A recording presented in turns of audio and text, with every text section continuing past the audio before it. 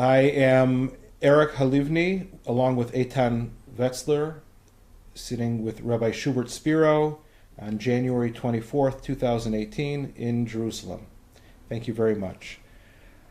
Why don't we start a little bit from the beginning, going back a little bit. If you could tell me about your family, where your parents were from, or if you knew where your grandparents were from, or however back you can tell us to kind of set the stage. All right. I was born in 1923. I was born to American-born parents. It was on the east side, but we moved shortly to Brooklyn. And on my mother's side, my mother came from a large east side family. She had 6 brothers and 4 sisters. She was the youngest. My father came from a Midwest community from Cleveland, Ohio. His parents were his mother, my grandmother from my father's side, was a Hungarian background. His father was Polish. My mother's family were also Polish, from Galicia, as in the Lublin area. What were the names of your? My mother's maiden name was Goldfarb. They had come in the 1890s or late 1880s. My grandfather never learned to speak English. But nevertheless, his oldest son, my uncle, Israel Goldfarb, graduated with a PhD in musicology from Columbia University. So the father doesn't speak English. The son is already, so acclimated. They were a very musical family. There was a lot of humor in that family. Because of my grandmother on my father's side, Hungarian background, they were less easygoing. And my grandmother was a very strict person, very religious, and she had brought a certain dynamism to the family. My mother's family were easygoing. My father's family wanted to know what could they do to improve the plight of the Jewish people. So that's the milieu in which I was born. Now, what was your paternal grandmother? Yes. What was her family name? It was Rosenberg, as far as I understand. It was Rosenberg. And your paternal grandfather was what was his name? First name? My maternal grandfather? Paternal. Fraternal was Spero. And what was his first name? Yecheskel Schrager. I have several grandchildren, who are named Yecheskel today here, in memory of my father's father. Yes. And was he born also in Cleveland? He came here at a rather younger age. At 17, he came to Cleveland, to America actually, at the age of 17. And my son found the ship's registry in which his name was mentioned. Why did he go to Cleveland? Because he came in on the Louisiana port. Not everybody came in to New York from Ellis Island. Some of the immigrants came from into Louisiana. I think it was Galveston. Uh-huh. And so it was closer. And besides, there was already a Hungarian community in Cleveland, Ohio. There's a very early Hungarian Jews, and those Hungarian Jews bring Hungarian Jews. Okay. No, yes, I was born with a twin sister, and that comprised our family. Now, when I came of age, the question was... And your parents' names? My father was Earl H. Spero. We never discovered really what the H stood for. Probably Haskell, because Yecheskel was Haskell. And my mother's name was Bella. Bella, very musical person. She played the piano, self-taught, because her whole family played piano. And she played actually in the silent movies. On the east side, there was a movie house. There wasn't yet motion pictures. And she played piano to accompany whatever was going on the screen on the piano. And she also played the organ. And she did. She tried to teach me how to play piano, but the preparations, the training was a little too much. Was your father also musical? Ah, yes. It was a great Baal Tfilah. And he was the president of Young Israel of Brooklyn for a long time, and he was the main Baal Tfilah there. Yes. Wait, so yeah, how was it? When the time came for my education, question was, should I be sent to a public school, or, since we lived in Williamsburg, Brooklyn, there was a few blocks away a yeshiva.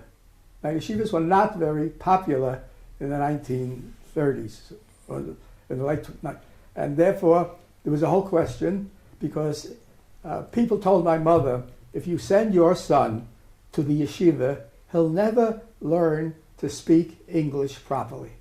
He will always speak with an accent. Nevertheless, I was sent to the yeshiva, and so he sent me there at the age of 6. I left there, that institution, I left at the age of 24. What yeshiva? All the elements. Yeshiva, Torah, Moda'at in Brooklyn. The elementary school, then I went to the high school, and I stayed on postgraduate in Muncie, Spring Valley, Muncie, New York, until I received my ordination, smicha, as an Orthodox rabbi. All done at Torah Vodas. All at Torah Vodas. I am by nature a stay-putter. Shev v'al taseh. If they put you in a place, stay there.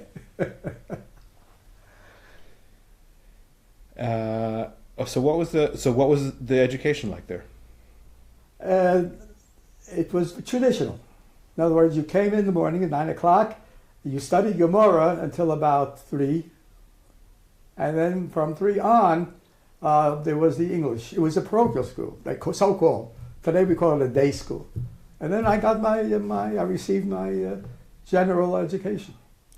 All the way through, and the general education through high school. Through high school was also general education. Yes, we passed the Regent exam. That was the general New York examinations in order to go further into college. So fully accredited from the same way that any other school, Regents. Absolutely. And everything. Absolutely, yes. Okay. We didn't have sports. Do you remember any of your teachers from that time? Sure, I remember all. I told you one of the teachers was Rabbi Bunim's father. There were several others that were there at the time. No, but it was between you and me. It was actually a series of chadarim.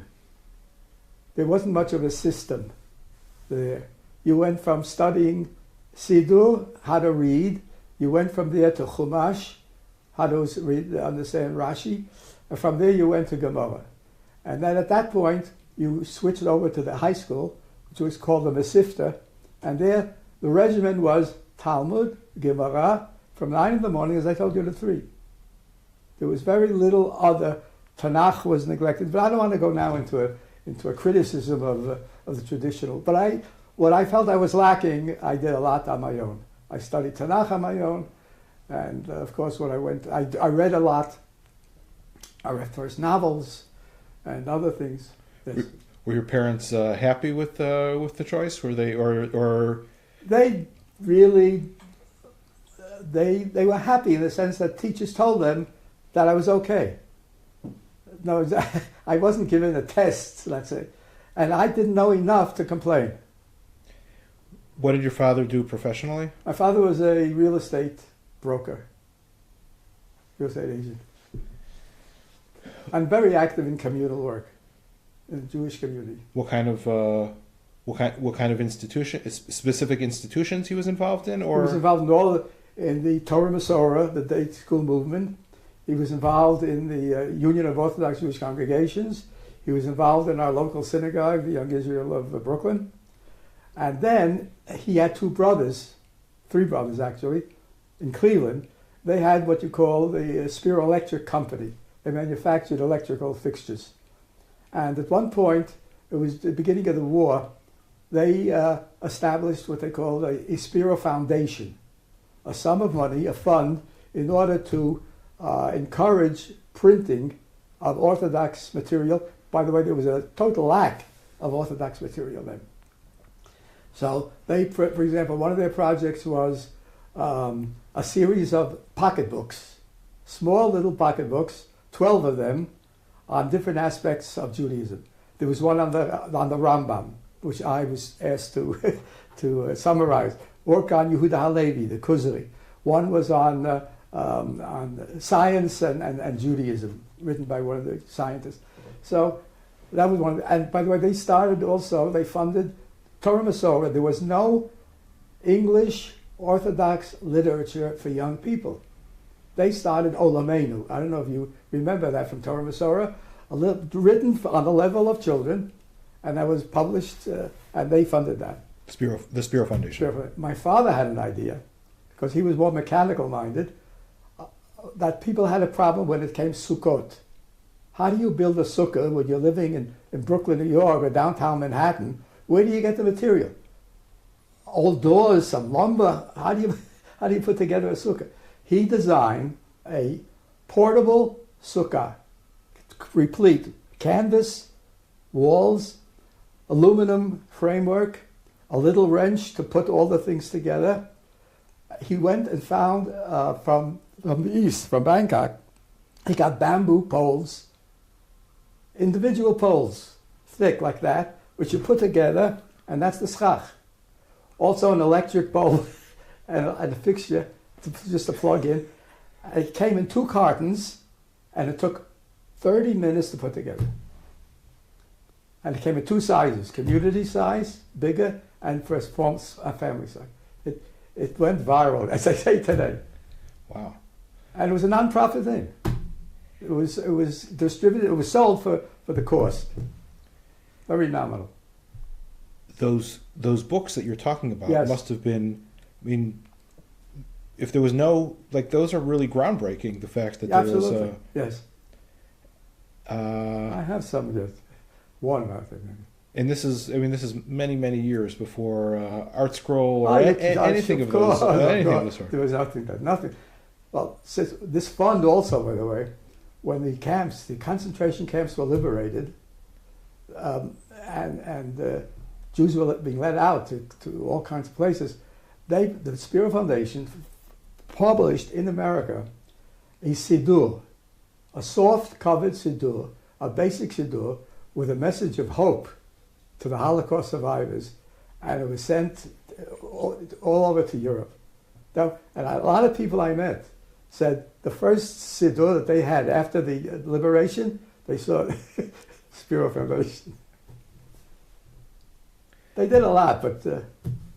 Do you remember, you grew up, you were born in 1923, stock market crash, depression. Yeah, we felt the depression, yes. How did it, anything? Depression? Yeah. Oh, it was very tough. Very tough. I mean, we didn't have like a grocery store or something that some people were not affected. My wife's family, for example, my wife's father, my father-in-law, was a plumber, installator, whatever they call him here. And he was not affected, because people still needed plumbers. So those in those professions, depression, you had depression, they were there. But my father, no one was buying property. So we were affected, yes. Mm-hmm. Yes. But I never lacked anything that I needed. I didn't have toys. Today, I didn't need toys. Then children had to find their own way of amusing themselves. So I used to cut out from the cartoons, from the comic strip, little figures, soldiers, cowboys, and would take a gun from here, paste it onto here, and that's how I played. Anyway, let's get on with the important stuff. Were your parents or anybody else that you remember at that point talking about Zionism, Palestine, Zionism, anything of the sort? No. But there was one connection, I should say 2 connections. One was that, I told you, my oldest uncle, Israel Goldfarb, he was, much older than my mother, obviously. His children were already grown-ups when I was a kid. And he was he taught Cantor Chazanut in Shefter Seminary, in the Jewish Theological Seminary in America. So they had, relatively speaking then, they were, prosperous. And he would send his daughters, he had 4 daughters, my cousins, as they grew up, he sent them, and this was de rigueur in those days, he would send them on a world tour. But instead of a world tour, they went to Palestine. How do I know? Because when they came back, they brought for my grandfather a souvenir from the Holy Land. What was the souvenir? An olive wood little sugar container, or a metal esrog box, or a cigarette, that kind of thing. So that's how I heard that there was a Palestine. There was another connection, and that is as follows. My father's father in Cleveland, Ohio, they were very hospitable. Very hospitable. In those days, fundraising by Israeli institutions was taken care of by Mishulachim. Mishulachim would come from Eretz Yisrael, and they would go around different cities and communities and raise money.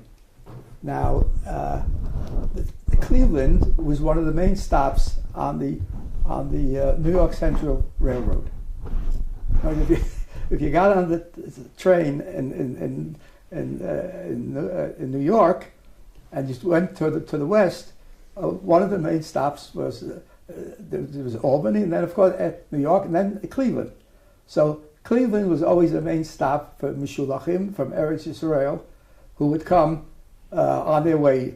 And my grandmother told my father told me this, that if when you leave shul on Friday night, if you see there's a Mishulach there, and no one has asked them to dinner, to eat, there was no Chabad in those days, no one has asked them for a meal, you take them home. So my father says often he got the most peculiar Mishulachim that were eating in the house, and my father was told, you sleep on the floor and the Mishulach gets you a bed.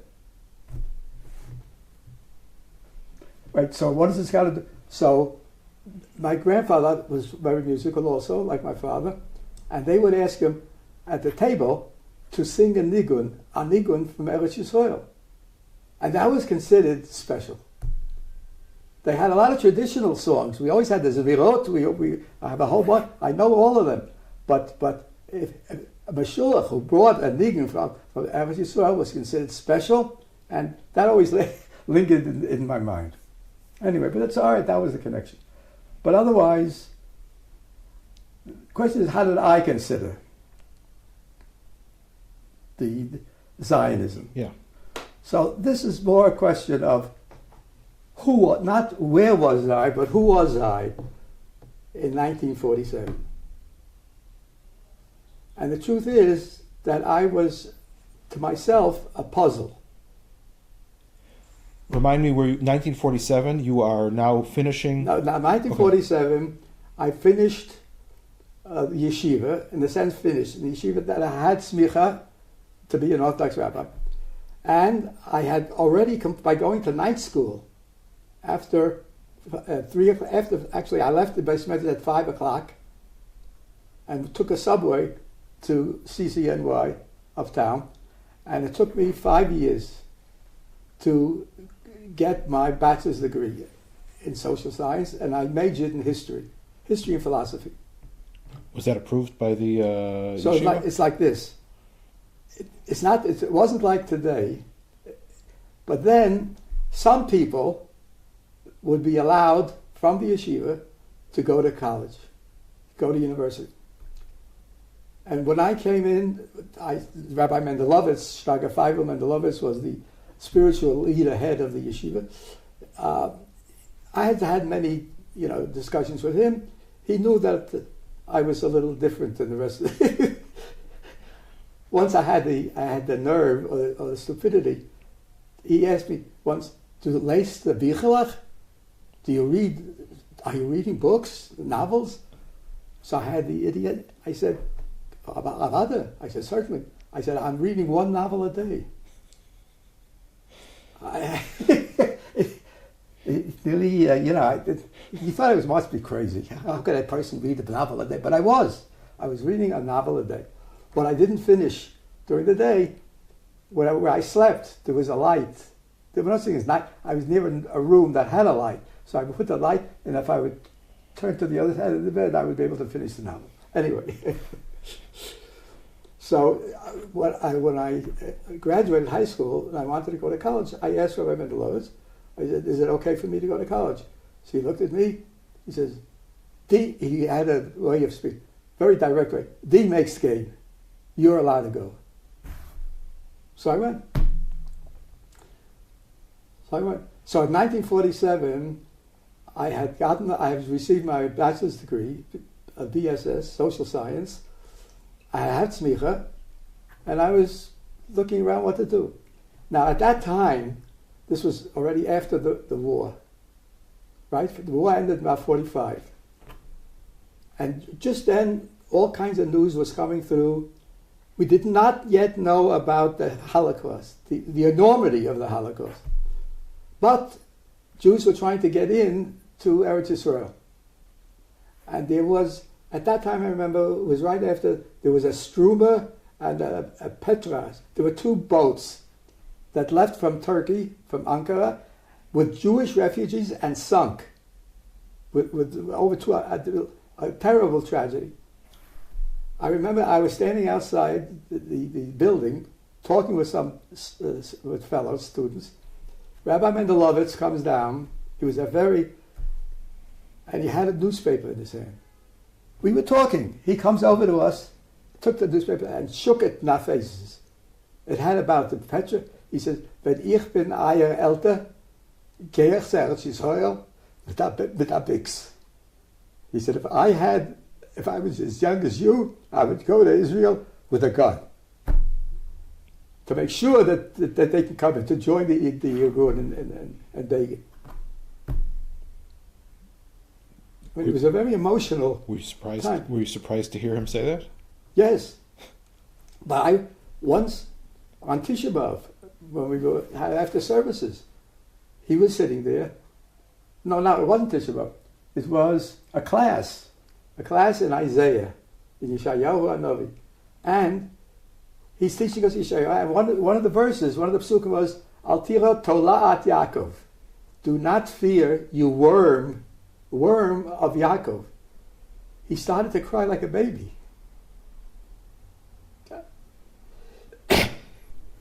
Because he says, what are we? He says, as a people, we're nothing more than a worm. He says, look what people are doing to us. They're killing, and we have no way of resisting, of fighting back. We're a worm. By the way, he was Hungarian. Anyway, so the news was, but see, that was separate. The Holocaust was one thing. That Jews should be able, refugees, not Jews, refugees should be able to go into Eretz Yisrael because they weren't being permitted to go any other place. So at least that, and the fact that Great Britain also had no right. What was their right to tell the refugees that they can't come in? So it was a clear case of an absolute avla. It was a clear case of injustice where everything was on our side. People here are dying. This is the only place, and who are you to tell them that they can't go in? So Eretz Israel was in the news. Israel was, but only as why shouldn't they be able to go in? We didn't see it as a great Jewish state. A human rights issue. As a human rights issue. Now, that was just, now what happened in 47, as far as I personally was concerned, is I got my first position as a rabbi. It's not important how it came about, but there was a community, there's a city near Boston, Massachusetts. There's a city called Brookline, Mass. In Brookline, there was no Orthodox synagogue. Boston had a lot of 4 or 5 traditional shuls. They didn't have any. And there was one family, also very, very communal-minded, Orthodox family, called Feuerstein family. And they also had a foundation, Feuerstein Foundation. Anyway, they lived in Brookline. And one of their sons, Moses Feuerstein, was a young fellow. He also had studied with Rabbi Soloveitchik in Yeshiva University. He was not a rabbi, but he was a yada. He knew everything. Also had a very warm, and he decided, by the way, he became president of the OU for a long time, from the Union of Orthodox Congregations. He wanted to start an Orthodox synagogue.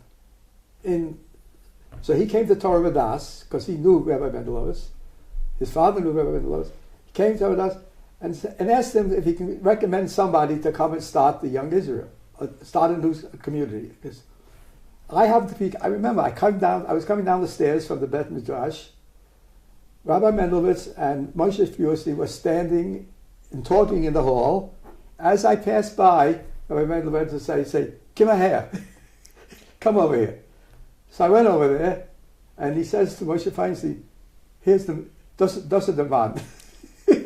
Here's the man, and he went away, and I was left with Moses Feuerstein. So he sold me the idea I should come. Was he related to? There was an Aaron.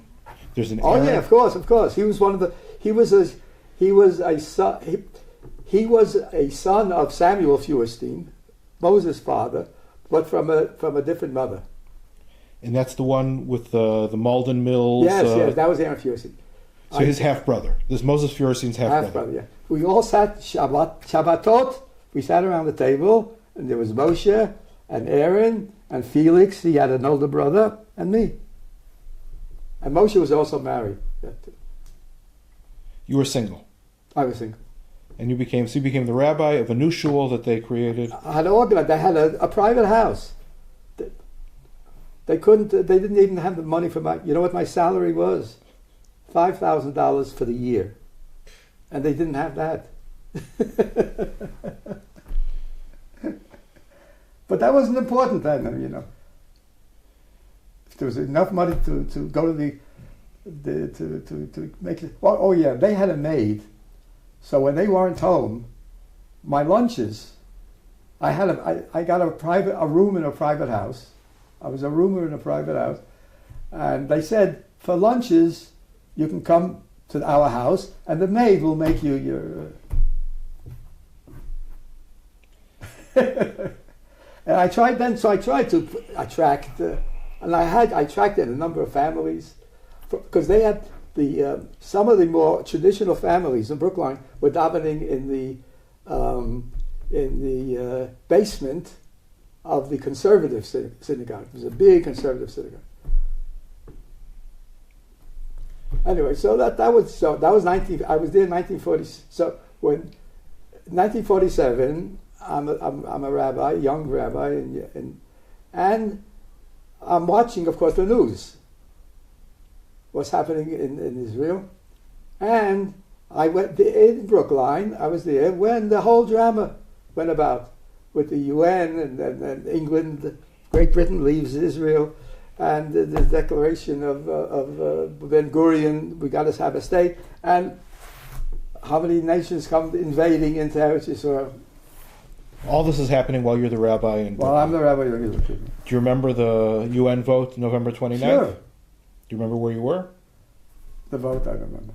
I wasn't sitting at a radio. Mm-hmm. I wasn't at a radio. But I got the news. Okay. So, how did that... Okay, so here's the thing. To understand what it meant to me was like this.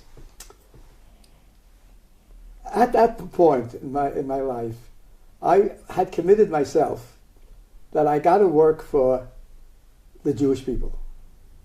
I didn't look really at... I didn't know what I wanted to be. People would ask me, what do you want to be? A fireman. You know, at the beginning, as a kid, I want to be a policeman, I want to be a fireman, I want to be a scientist. I did not... I loved science. I mean, I knew science, but I didn't have the capacity for science. I understood and was able to do, but I didn't want to be a mathematician.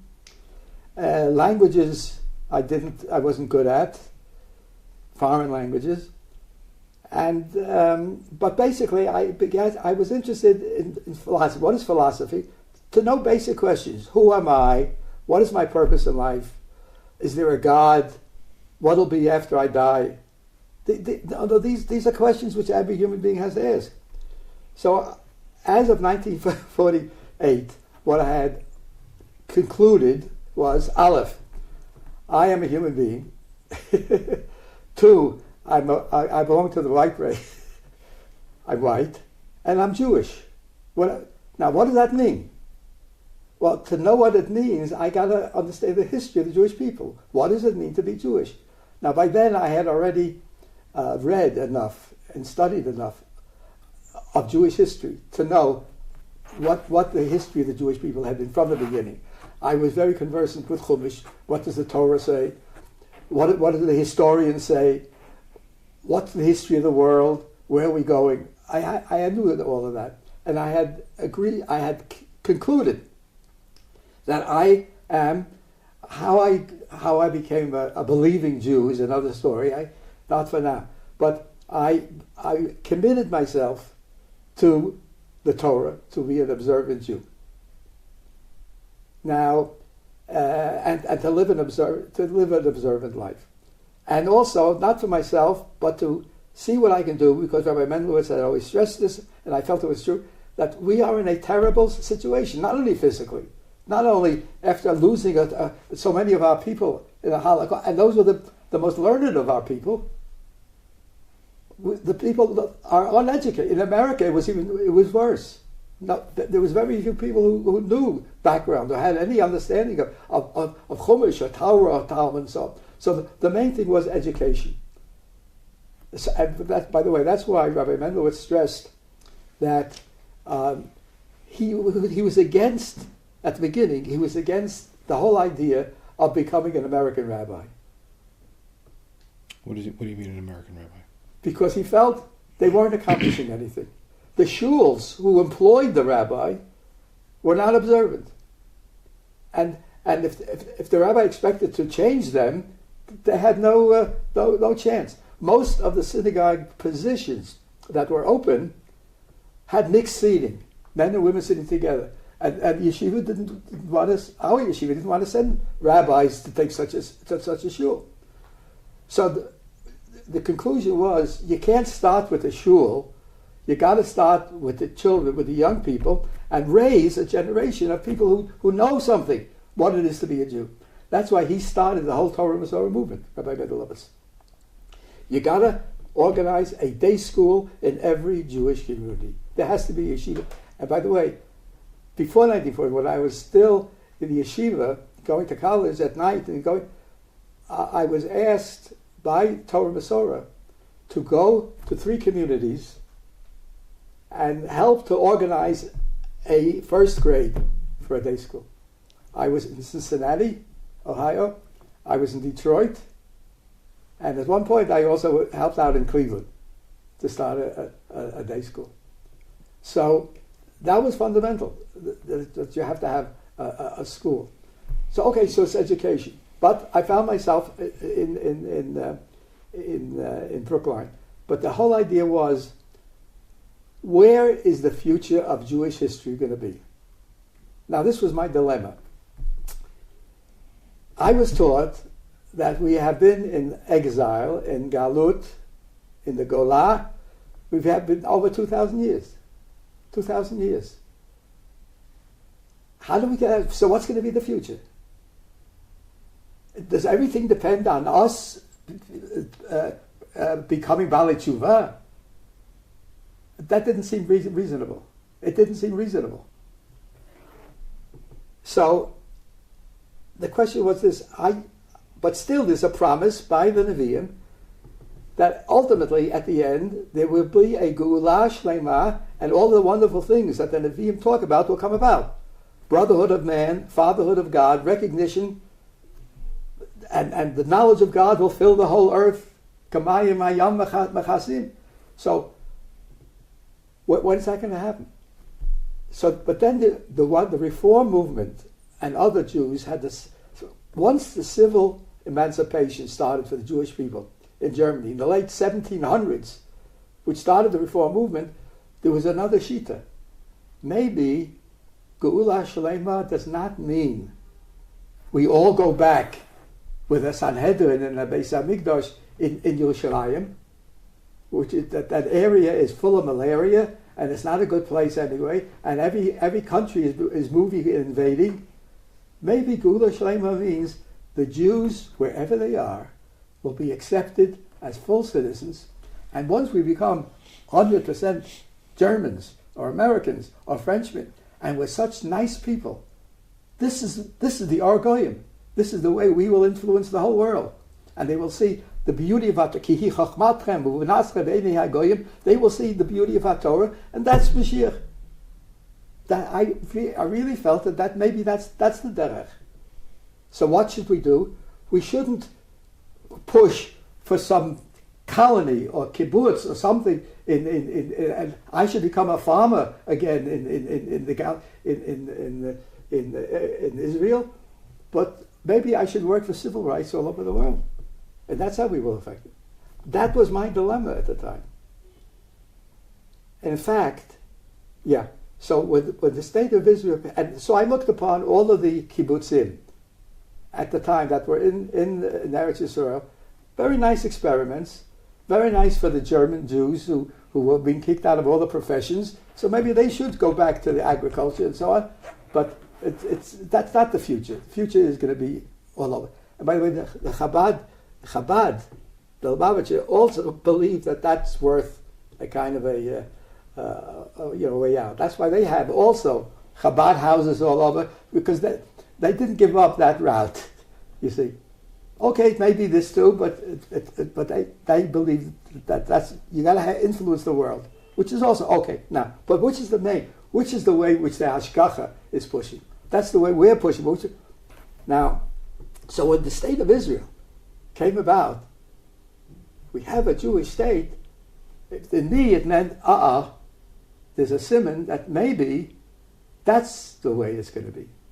This is the beginning of the return, of the restoration. Maybe that's the way we're going. But, and this I saw on television, when I saw people coming from 5 different Arab nations to lick the nebuch, the little talmach, whatever we had there, I said, no, maybe they had an idea, but it's not going to last. This is not the way, because it's failing. You should understand one thing. In the Rambam, Rambam has Hilchas Malachim at the end. How it's going to look when Mashiach comes? He's the only one who reduced the eschatological views of Judaism to a kind of to halacha, as if this is the way it's going to be, with a certain authority. Everybody else said maybe this, maybe he's telling you how it is. So this is what he says. He describes kibbutz galiyot. There's got to be this or that, and he says if someone comes along and claims that he's the Mashiach, a person, and he's a nice man and he's moral and he's a Jew and so on, so okay, give him a chance. Let's see what he can do. So then he says, Im asa, I'm quoting now his word, Im asa v'hitzliach harei zeh Mashiach bevadai. If he begins to not just talk or to preach or to predict or to prophesy, if he comes and does things and he succeeds, then that's, until then, he's a becheskas Mashiach. He could be. He's a potential Mashiach. But if he succeeds, then he's Mashiach b'vadai.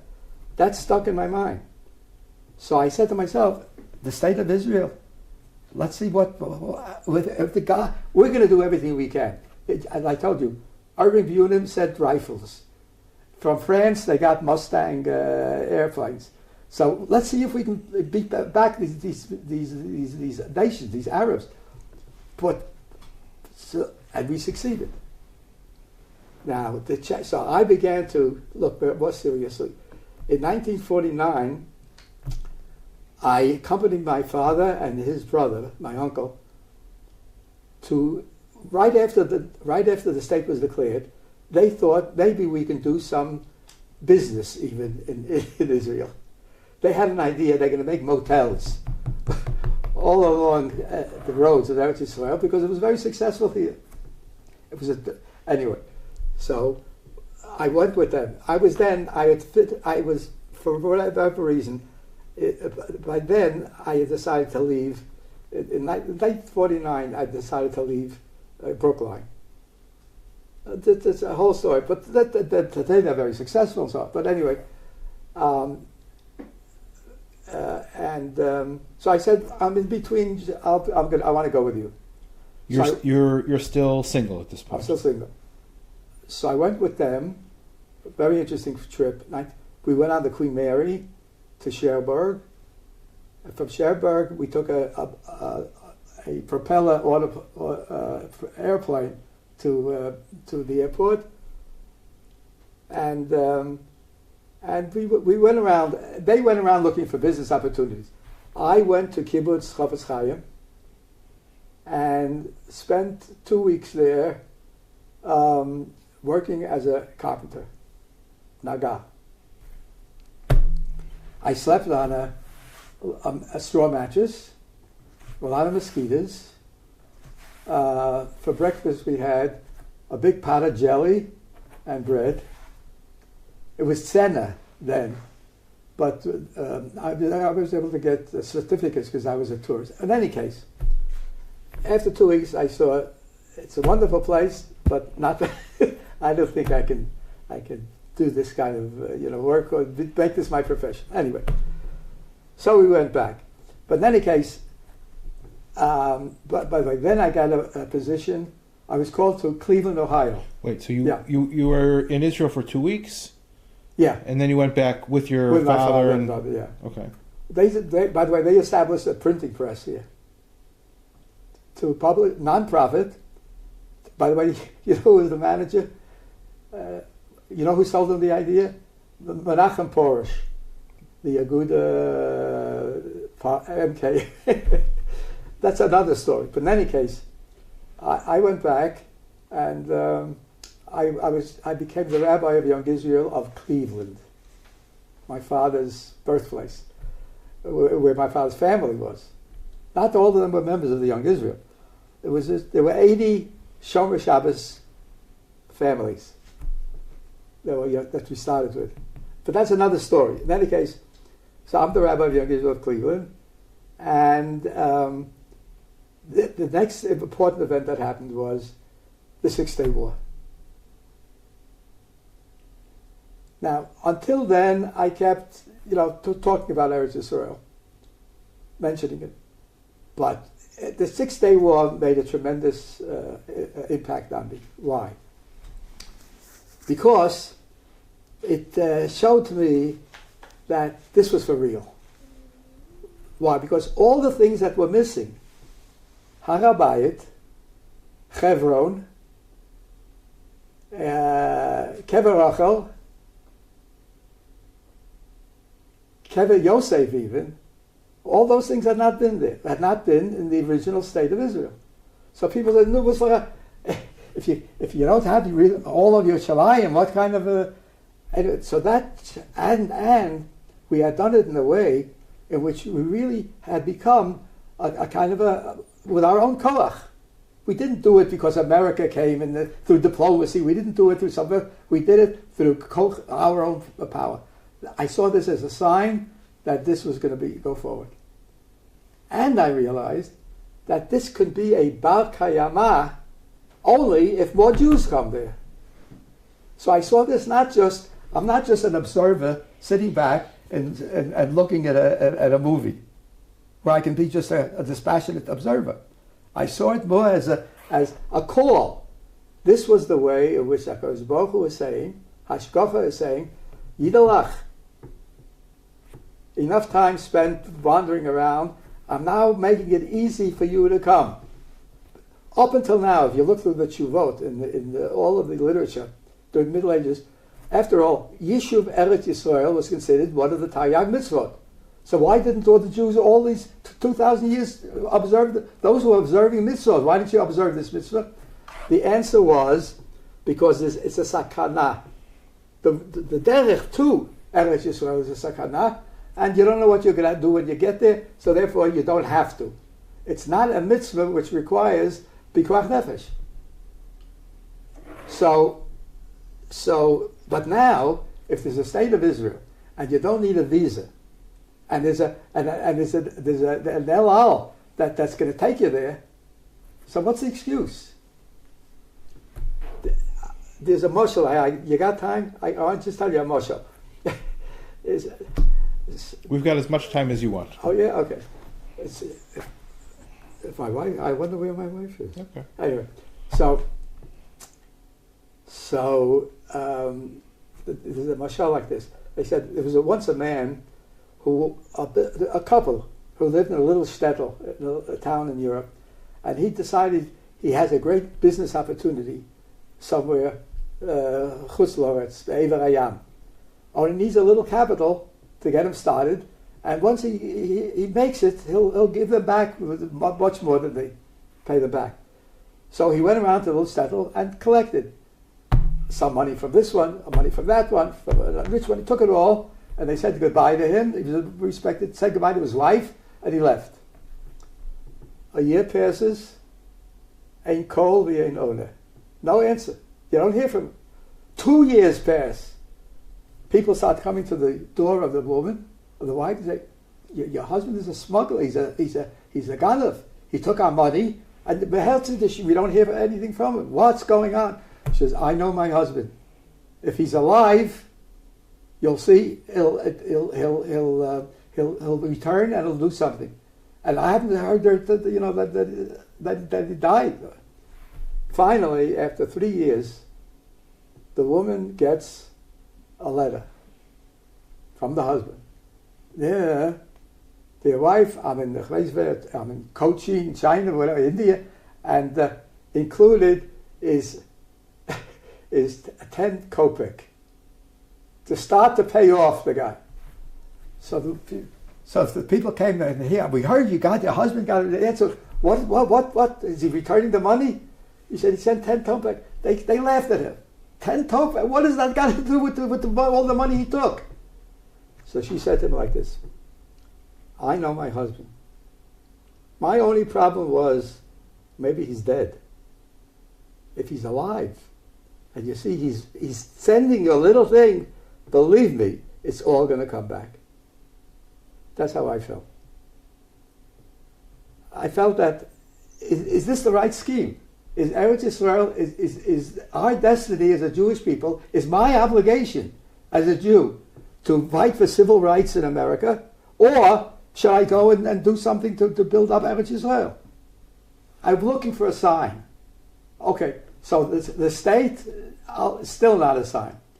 But if I see the state, and the state we did, but if God helps by giving us back Haravayah and Chevro and Kevarachel, which were the things actually we bought. We bought. So Hashem is saying the method, it still holds. And therefore, I'm alive. So you'll say, no, what? You don't have you don't have this yet, you don't have that yet, and you're poor.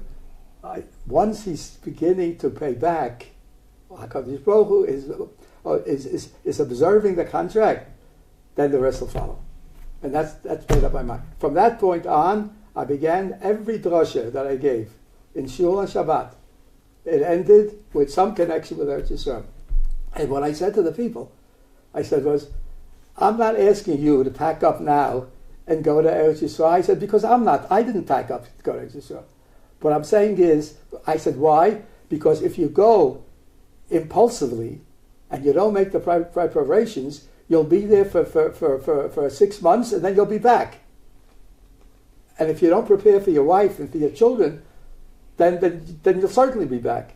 I said, so you got to do it with cheshbon. You got to do it with a little understanding. So I said, one thing I want you to do, put Eretz Yisrael on your agenda. You remember there was a Ford advertisement? You got to put a Ford. Or put Eretz Yisrael on your, sometime. It could be after you retire, it could be then, but put on. Why? Because Hashem is saying to you, now is the time to come back. So you'll say, why now? I wrote a book. Why did it have to take 2,000 years? So read my book. But the idea was, Hashem wasn't waiting for our tshuva. Hashem was waiting for world conditions to be such that a Jewish state could begin to thrive and change the world. We had to, democracy had to develop. Some kind of world organization had to develop. With all of its faults and nonsense, it had to develop. Military, only now, because we have a nuclear, an atom bomb somewhere, could we say to the rest of the world, so in other words, your numbers, the fact that we're a ma'at and a ha'amim, that we're a very small nation, doesn't matter anymore. Doesn't matter on how many battalions you have. It's a matter of if you have, now we have the wherewithal to defend ourselves. And therefore, now's the time when Israel as a people could begin to function. That's my story. Well, so when did you decide that it was time for you to go? I was planning the whole time. But what I really was waiting for was the question of what would I do there. I was ready to, there was nothing holding me here. My parents, thank God, I had a sister, they were living in Brooklyn, they were all right, they didn't need me as such. So there was nothing holding me here. And the shul also, I felt, did not, would be willing to let me go. But the question was, what would I do there? And how would I knew one thing. Israel at that time, and even now, does not need congregational rabbis. At least of my type. So what would I do there? Now what I was waiting for was this. I planned to get a PhD in philosophy, which is my area, so that I could teach. I wanted to be able, so that could be a parnasa. I could teach philosophy in the university. So I waited for the PhD. That must be the delivery. That's my wife. You were telling me there were some things you wanted to get in place before deciding to. So what was the PhD? I would have some means of parnasa, and also it was a question of my children too, in terms of schooling. So at that point already they were pretty much on their way.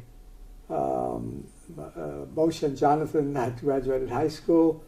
I think Moshe was in graduate school. He wouldn't be affected. And Jonathan too was. They'd gone to Tel Yeshiva. Deborah too. Oh yeah, Deborah we had sent at one point. I forget when, to be a volunteer nurse in Shaarei Tzedek Hospital. She was young. It was right after she was the youngest person to be taken. So that's where she got her basic. And we started to tour to go there. So from 1968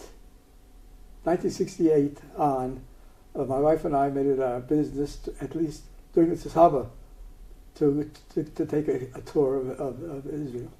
So every year we went to Israel. I had to promise my wife that on the way back we would stop off at a European city and go to all the museums. So we saw the world and we saw Israel during that period. So finally, in 1883. Okay. So where was he? So where did you do your PhD? My PhD I did in Western Reserve, and then they merged with Case. So Case, my PhD is from Case Western Reserve University in philosophy, general philosophy. I majored in the philosophy of religion and in aesthetics, philosophy of aesthetics, which helped me at the time. I taught philosophy of art. There was a wonderful art school in Cleveland, and I taught there philosophy of art for 18 years actually. It helped because there was a little pension fund.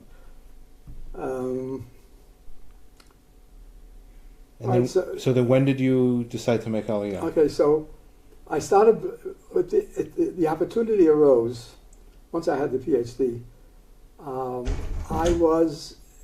I had applied to Bar Ilan for a position to teach philosophy, and at that time Rabbi Luxstein was the provost or the president. He said it depends on the Senate, and he does know this, that, and the other thing. Anyway, then I received a invitation. The chief rabbi of England was Rabbi Jacobowitz. Jacobowitz wrote me and said that there was a position open. There's a Jews college in England, in London, and the rabbi there, the principal, was leaving. Would I want to try out for the position? So I said, okay, I'll try out. So I went. My wife and I went to England, to London. I tried out. I didn't like the idea, the whole position. Anyway, when was that? This was, let's see, we left in '83. This had been sometime in the 1980s. I don't remember exactly. While we were there, while I was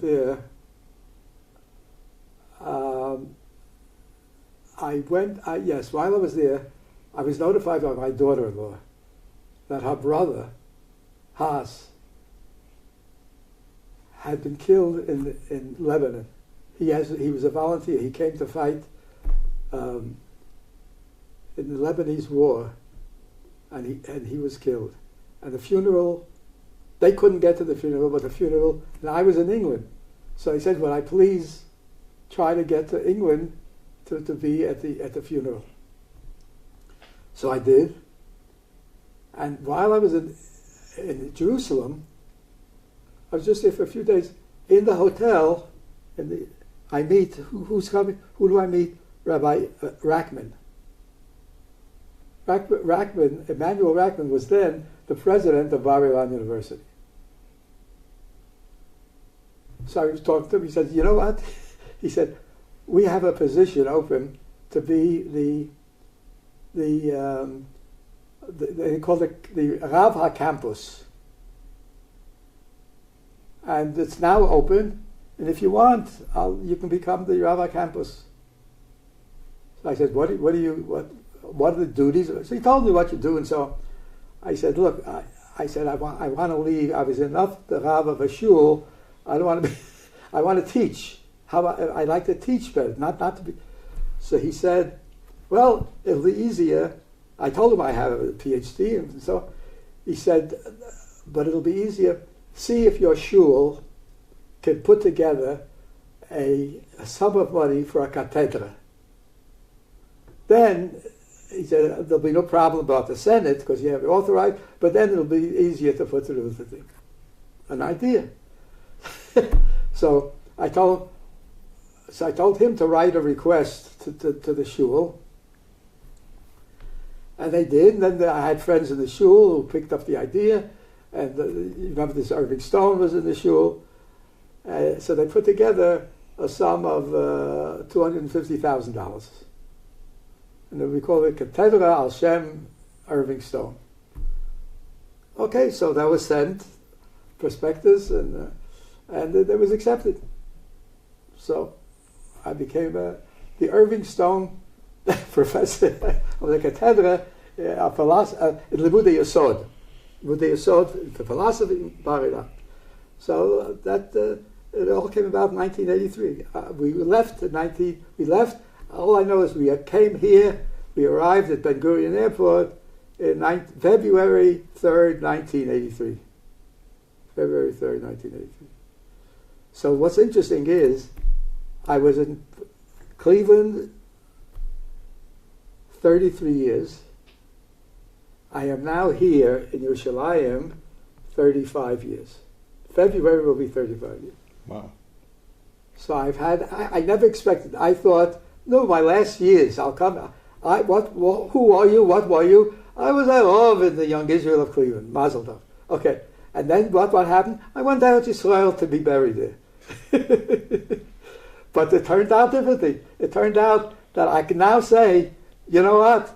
How did you spend? I spent my main life teaching Torah in Yerushalayim, in Eretz Yisrael, and I lived in Yerushalayim, Eretz Kodesh. What did you do in your young years? I fooled around with the shul in Chutz La'aretz. No, that's not important. No, but what is important is we have one of the largest number of people who came from one city, to Eretz Yisrael, Americans. Okay. And people keep telling me that. Well, Oster, Rabinsky. I can say from my own perspective, just to talk for a minute, even though this is about you. My family came to Cleveland also in 1870s. I know your grandfather. But all four of my grandparents were born in Cleveland. Both Sis and Volvi Weisberg and Moish and Denny Davis were all born. Really? But my grandmother's father, Sis' father, what was Martin Weisberg, Babe, everybody called him Babe Weisberg, yeah, I heard of him. Babe Friedman. Babe Friedman, my father spoke of him. Babe Friedman was born in Cleveland. Yeah. His parents got married in Ohio. So this is a long time. Wow. Well, but where does everybody live now? They live here. Anybody who stayed from within this whole line, almost to every single specific one, anybody, they live in Israel. Meaning, all the Friedmans, Myron and Libby's kids live here, and Myron and Libby came for their last years. Yes. When my parents came, so Marty and Laney, so they came. They were the last ones. Yes, I remember. So when they came, my grandfather is no longer with us, but my grandmother was at the airport. And at that moment, it meant that every one of her 5 children and her grandchildren and her great-grandchildren all live in Israel. All came originally from Cleveland, and they all live here. And if you ask, what did I do? When I came to spend my first years in Israel learning in yeshiva and university and whatever. So I went around, I was trying to figure out for myself, where do I belong? What's important to me? What do I do? So one of the questions, I would go around to people's houses for Shabbat, and I'd ask them, how did you decide to make Aliyah? When did you decide? When did you know? So I'd go, I had all my aunts and uncles were living here at the time. What influenced you? So the two answers were always, there were 3 things that people could point to that people from Cleveland had. One was Rabbi Spero. Rabbi Spero would talk about Eretz Yisrael all the time. If I talked to my cousin Michael would say, Rabbi Spero. He would talk about, and that you put it on the agenda. And he said, B'nai Akiva, or they came to spend a year in Israel after high school and yeshiva, so all those things impacted it. But what was the common denominator? It was... See, but the interesting thing is the connection you make. All those that remained from came to Eretz Yisrael, but there's a danger there. In other words, it was possible, and we see it all the time, to separate the frumkeit from Israel, and that was a very interesting. I'm still trying to understand how that's possible. Yeah, how that's possible. I'm saying sociologically, because I'm also talking. Right, there were plenty of other parts of the Friedman family that. But there could be that they were still from. For example, let me give you an example. Some of the artists, for example, if I look back, which of the members of the Hashul came to Eretz Yisrael? So some were expected. But not all. For example, Rabinsky didn't all come. Huh? That's my Davis. I know. And they didn't come. Right. No, but that's what they're still from. Yes. Okay. The most remarkable surprise for me is Sanders. Yeah. He was the most. You remember Mike Sanders? Oh, he was very Irish Israel, and he's still in Florida. Yep. Also, I expected what's his name? His daughter is here. Leonard Fuchs, Yeah. Holocaust survivor. His daughter is here, but he's building the supermarkets in somewhere. I don't know. I mean, I interviewed somebody last week, Yeah. and also we were talking about what is it, trying to figure out Americans who ended up here. Could you determine which thing? Because it wasn't only you had families that were very Zionistic that didn't. Yes. Because I asked my aunts and uncles. Would you expected Judy Oster and Joe Oster to be here? Well, they came. All their kids came. So they No, right. She keeps Newsstatter. Yeah. They keep telling me it's because of you. So I asked my aunts and uncles Yes. if in their house, right? So my grandfather was a little bit younger than you, right? Volvi. Yeah. So did they talk about Israel? No, they didn't talk about Israel. Look, It wasn't something that Volvi's people, father, I mean, Mr. Weiss, what was his first name again? They called him Mr. Weiss. Louis. Yukusi El Yehuda was his name. Yeah, he sent back Victor Yeah, and Irving. and Irving were sent back To Europe to to go Europe to yeshiva. study in the yeshiva in Hungary. Yeah.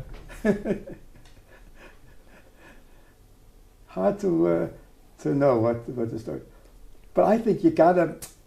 The main thing is here that the connection between being frum and so-called Zionism, or seeing Eretz Israel as the place for you, is dependent on whether you see it as part of your. If you see it as part of your frumkeit, only because it's a mitzvah. So as I was told many times, there are 612 other mitzvot. What's so important about that one? That's such a tunnel vision. That's so wrong. I can't tell you. How do you have to see it? You have to see it that from your frumkeit, from your Torah, from your rabbi, from everything, there was a prediction, a promise that you will come back, that the people will come back. So if you see it happening, you got to join it. I told the people, you want to be part of history? You want to sit here in America? So what's going to be? You'll be a millionaire. You'll have a house with it. Well, what? What's your future? What did you accomplish? You're on nothing in terms of history. But if you're in Eretz Israel, you're part of something that's going to change the world. That gives meaning to your whole life and to your children's lives. So what I found remarkable? Rabbi J.B. Soloveitchik. Why didn't he feel he had to come to live in Eretz Israel? He had personal reasons. He had an uncle here. All kinds of. Because I wrote a book on Rabbi Soloveitchik. It's a philosophy, and what I noticed was that he alludes to Israel. It's God is knocking on the door, bringing back, and so fine, okay, but he never mentions that it's a fulfillment of prophecy. It's the beginning. Aschalta de Gula is a very important word because it means that it's the beginning of a process, but the process depends on you, and you gotta join it, help it. So I think that's the connection a lot of people don't see. People tell me, he lives in Teaneck, New Jersey. Why doesn't he have to come here? He lives in Lakewood, in Muncie. Why don't you come here? I have everything that I want here. My Rebbe is there. I have kashrus and mikveh and chinuch and yeshivas and all the good things that the Torah tells me I have to live as a Jew. It doesn't say exactly that every day you have to be living in. What they don't see is that if you dig ditches in Eretz Yisrael, that you're fulfilling your destiny as a Jew. You're being an American. You're being a human being, let's put it that way. Mazel tov. You brought up 12 children, very nice. They got jobs, beautiful. They put on film every night, nice, fine. But where are you going? What are you doing? No, the national element. The Leumiyut is missing. Not because living in Galut for 2,000 years without it, People got used to it. Chaval. Growing up, going to the Hebrew Academy Yeah.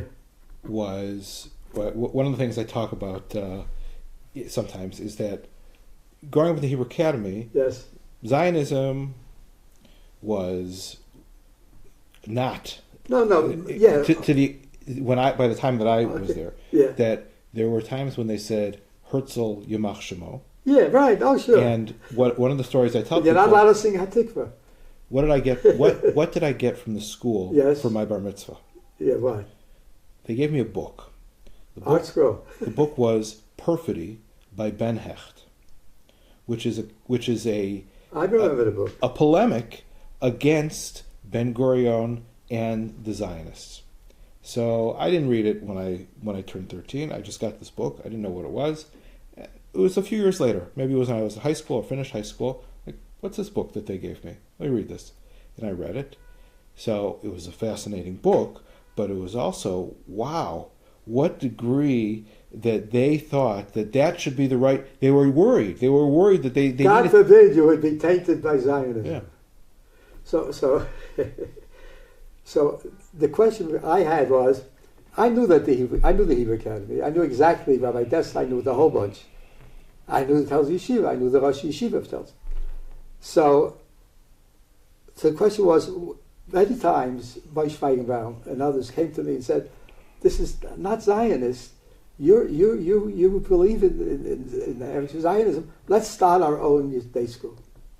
Okay. I didn't want to do it. I didn't want to split the Orthodox community. So I said, but they're teaching. I said, you're wrong. I said, you don't have to teach Zionism. Anyone who learns Chumash, anyone who knows Tanakh, anyone who learns the Nevi'im, anyone who learns Jewish history. I said, that's the best teaching of Zionism. I said, the other stupidities, if you remember, Yom Ha'atzmaut, they had school on Yom Ha'atzmaut. You remember? Yeah. In the academy? What did we do in Young Israel? If it was Bahab, we even said Slichos. Okay, so we in Young Israel made a special breakfast with a special minyan, and I spoke to Rabbi Dessler, and I said, look, you can have I don't mind my child studying Torah on Yom Ha'atzmaut. I said, but I want permission to take all of those who want to come to Young Israel and say Hallel, and we'll have a special festive breakfast. He said, sure, why not? So in that way, but I understand that Fuchs now funded a Mizrahi school in Cleveland, and it's successful. Yeah. All right, why not? I want to go back for a second to ask you a question. Yeah. You talked about, we were talking about Irving Bunim and smuggling weapons and guns. Yeah. First question, were you aware at the time that kind of thing was going on? I can't say that I was at the time aware, but there was Iris's brother, who passed away since then, was a follower of Begin. What do they call it in America? The Irgun, the Beitar. Beitar. Yeah. Oh, Beitar.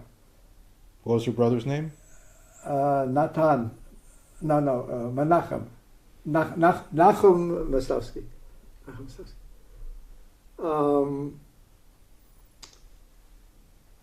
But the truth is, I didn't see. The Palmach was not in the open. The Palmach, we were not accessible to the Palmach. So I once attended, when I went to City College in New York, I once attended a session, some Beitar person, it wasn't the Begin himself, it was someone else, that was invited was speaking on the campus in the college. And it turned me off. He came in, he had a shirt, a black shirt or something. When he came in, the people got up and said, oh, they did some kind of thing. It was militaristic. That at that time it didn't turn me on, because at that time the world was divided in general between communism and fascism, and for Jews the alternative was socialism. or territorialism. Maybe Uganda, if you have to want a country of your own, all right, well, it doesn't have to be here, it could be in Africa somewhere, or maybe in the Midwest. So those were the options. So if you saw too much militarism, it turned at least in America, it turned me off. But after the War of Liberation, you saw ein manos. What bothered me was, I read what happened in the riots in Hebron. In Hebron. And I read the massacre, how the Arabs came on, the Jewish community in Hebron in 29, with hatchets. It was that. So they told me, what was his name? One Jew a Jewish family survived in Hebron. What was his name? Because he had a revolver. I said to myself, because a Jew had a revolver, that saved his life. This is the kind of world we live in.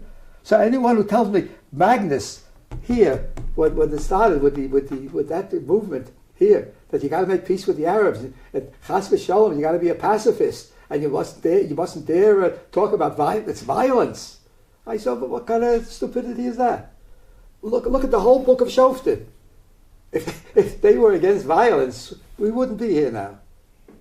If you live in a world where this is what's happening, you got to not only have it, you got to be the best. And thank God this is what we've done.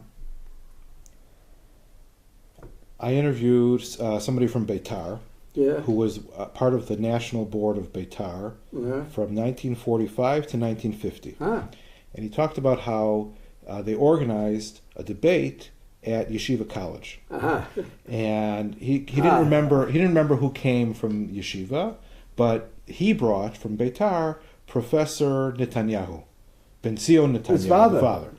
He said, Professor Netanyahu, he really was, dominant in the whatever, but he said that the Rav was very opposed to Beitar, did not like Beitar, to the point where there were 3 guys in Smicha at Yeshiva, and he told them it's one or the other.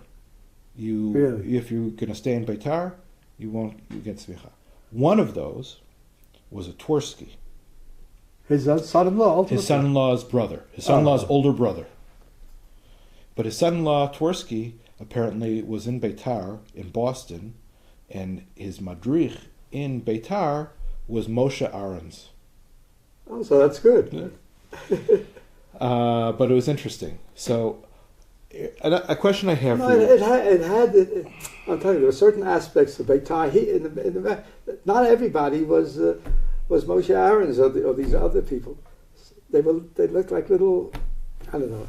It seemed to be, as I say, when the world was worried about fascism, and fascism was Mussolini with the black shirts, so anyone who came in with a uniform shirt and with a tie and with some kind of a salute, that didn't suit right. It wasn't Jewish.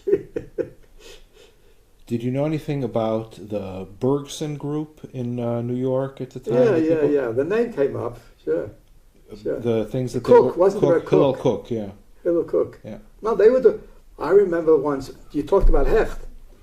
There was a Madison Square Garden rally. At the time, I think it was the Holocaust or before, somewhere around there. And they put on a show. Ben Hecht put on a show about Eretz Yisrael. I remember the guest speaker was Abba Hillel Silver, a Reform rabbi. It was an amazing thing. And it inspired everybody. You were there? Yeah, I was there. And also I remember being trucked by bus how many times to places to pray for the Jews, what's happening to the Jews in Europe. Didn't help. They took out the yeshiva. There was a Valatzola. Yeah, people were busy then. Abba Hillel Silver, was he still in Cleveland when you came? Yeah. Did you ever have anything to do with him there? Not really. Not really. Although Davis, Mrs. Davis, what's Dinny Davis' husband? What was his Moish. Moish Davis. told me, and Sidney Davis told me, that at their restaurant, they had the restaurant in Cleveland, kosher restaurant, Abba Hill Silva would come every Chal HaMoed Pesach to eat a kosher Pesach meal. Otherwise he didn't. I had another interesting experience that also in the restaurant there, I once met, there was a Professor Harry Wolfson. I don't know if you heard of him, in Harvard. Mm-hmm. He was a very famous scholar in Jewish studies. He wrote a whole 2 volumes on Philo, the Jewish philosopher. So I went over to him, and I was speaking to him, and we were talking about shuls and so on. So he said, we talk about Jewish neighborhoods, Jews moving out of a neighborhood, and the shul remains. What do you do with the building? Sometimes a church takes it over, and there's a problem. Are you allowed to sell a shul? So he said, he's the one who told me, Jews should go back to the Mishkan. Since we're such a moving people, dynamic people, we shouldn't build permanent structures. Make a big tent. He says, if we decide to move someplace else, you knock down the tent, you take it. Why put some money in Eitan Vavonim? Anyway. The question I wanted to ask you was, so the people who were smuggling weapons, there were people that were doing things, there was illegal immigration that was going on, Aliyah Bet. There was one of the questions that people are asking, have asked me now, as I'm recording these stories, is that all of these activities were illegal. Raising the money was done out of view and illicitly. Yes. People that were being recruited to serve as volunteers in Machal and to come fight, illegal. How does one justify or come to terms with that in their own as American citizens, as religious Jews, as whatever it might be, to be able to realize that what they're doing might be... My wife she doesn't have a phone. Just let me take it. Times have changed. You have to understand the question of dual loyalty, which today is so sensitive, did not really exist so much among our generation of Jews at that time. First, and this is a little bit of a fault here, and that is Jews who came from Europe, who had lived in Europe, saw government not as anyone that they have to be particularly loyal to, but as the oppressor. And therefore, you can't steal from a government because they have so much money they'll never miss it. So stealing or doing something illegal, which you're doing for the sake of saving another Jew, didn't matter. There's so many stories of even the Dreyfus case, where the government and the courts are pitted against a Jew, and it turns out to be a false accusation, and so on and so on.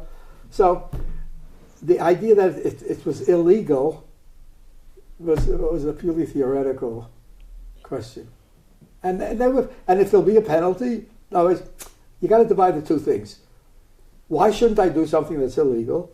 Number one, it's unethical. And number two, you're stupid because you're going to suffer. There'll be a punishment.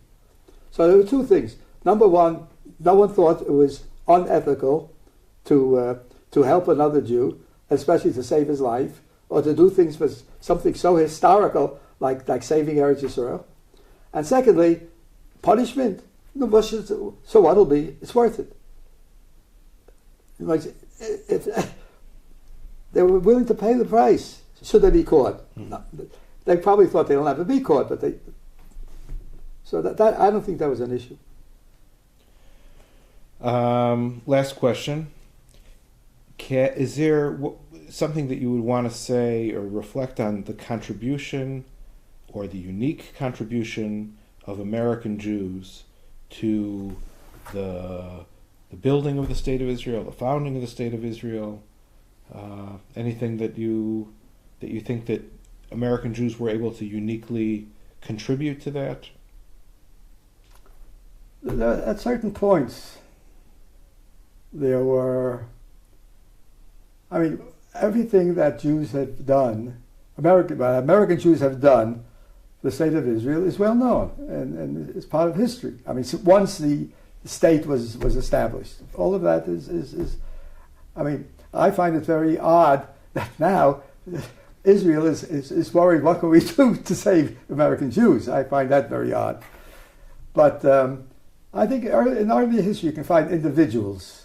You can't talk of American Jews, but I think there are individuals who were pivotal in. I mean, there's the well-known case of Truman having a Jewish partner, and who knows what, and he probably did have a very important influence on Truman to do the good things and the historical things that he did. There are a lot of. There was Louis Dembitz Brandeis, one of the Chief Justice of an American. He had a tremendous influence in dealing with the, I believe it was with the Balfour Declaration. I don't quite recall now all the. Beis Soloveitchik had an article in commentary recently about that. He had an influence on someone who had an influence on Montague. Someone was an indirect influence by some American Jew who was very influential. So I think you have individuals here and there who contributed in ways that are probably not too well known. But in terms of American Jewry as a whole, before the state was born, I think it's a question of individuals. Though I remember people from our shul, who joined in Young Israel of Brooklyn when I was a kid. Someone joined the Merchant Marine to help Israel. There were some of these pilots who came, who went in the early days. So, but I can't think of any special. I think the greatest contribution that American Jewry can give to the flourishing state of Israel, I would say, are two things. One, to learn how you conduct a democracy. That the Knesset should be a little more civil in their discussions. There's no need to yell one at the person. There's no need on television to interrupt while one person is talking, the other voice, and you don't hear anything. That is so childish. In America, even that they're bitter enemies, when you get up in Congress to speak, no one interrupts. There's no calling out in the middle of a president's speech. This is something that our people could learn from them. And another thing, they could learn how the Jewish community, in Williamsburg where I was brought up, the Hasidim came in, and there were Mitnagdim, and so on. And we were able to all live together. We, more Americanized Jews, didn't care what the Hasidim were doing. They didn't care what we were doing. Here, the attempt by Haredim to impose on other people, to control the street, that is something they could learn from Americans. יש לך עוד שאלות או משהו? יש לי שאלה גדולה, אבל אני לא יודע. תשאל.